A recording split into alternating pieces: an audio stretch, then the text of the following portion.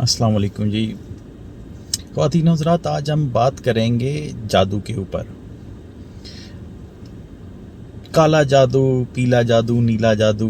ٹھیک ہے، جادو بیسیکلی نیگیٹو ریز، ٹھیک ہے، جو ہمارے خیالات پہ، ہماری تھنکنگ سٹائل پہ، ٹھیک ہے، جو ہمارے خیالات پہ اثر کرتے ہیں. ٹھیک ہے، یہ ہے بیسیکلی کہ ہمیں جو چیز نظر آتی ہے وہ چیز ہوتی نہیں ہے. جو ہمیں دکھ رہی ہے وہ چیز اصل میں اس کی حقیقت اور ہے. دکھنے والی چیز بیسیکلی ہے کچھ اور چیز، ہمیں کچھ اور نظر آ رہی ہے. جو ہمارے ارد گرد سرکمسٹانسز چل رہے ہیں ان کا وہ بالکل ٹوٹلی ڈفرینٹ ہے.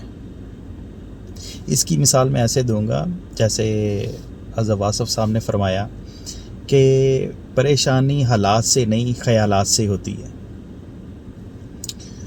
اور شیطان جو ہے وہ آپ کے پاس صرف دو شکلوں میں آئے گا، ایک خیال کی شکل میں اور دوسرا انسان کی شکل میں. تو بس آپ کو ان سے محتاط رہنا ہے.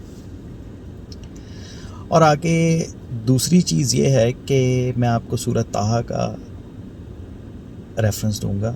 دونوں جادوگر ہیں، چاہتے ہیں کہ اپنے جادو کے زور سے تم کو تمہارے ملک سے نکال دیں اور تمہارے بہترین مذہب کو نابود کر دیں. تو تم جادو کا سامان اکٹھا کر لو اور پھر قطار باندھ کر آؤ. آج جو غالب رہا وہی کامیاب ہوا. جادوگر بولے کہ موسیٰ، یا تو تم اپنی چیز ڈالو یا ہم اپنی چیزیں پہلے ڈالتے ہیں. موسیٰ نے کہا بلکہ تم ہی پہلے ڈالو. جب انہوں نے چیزیں ڈالیں تو یکا یک ان کی رسیاں اور لاٹھیاں موسیٰ کے خیال میں ایسی آنے لگیں کہ وہ میدان میں ادھر ادھر دوڑ رہی ہیں. اس وقت موسیٰ نے اپنے دل میں خوف محسوس کیا. ہم نے کہا خوف نہ کرو، بلا شبہ تم ہی غالب رہو گے. تو بات کرنے کا مقصد یہ ہے کہ ہمارے خیالات، جو ہمیں چیز نظر آتی ہے، ٹھیک ہے، وہ ہوتی نہیں ہے. سحر صرف ہمارے خیالات پہ، ہماری آنکھوں تک محدود ہے. اور جیسے اللہ تعالیٰ کا اور عزازیل کا، کیونکہ شیطان کا نام تو پہلے تو عزازیل تھا نا، بعد میں ابلیس بنا.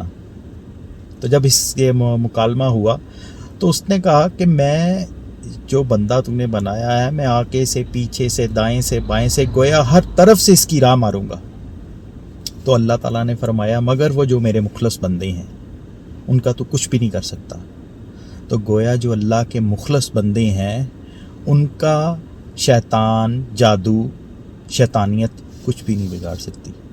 تو ملتے ہیں اگلے موضوع کے ساتھ. اللہ حافظ.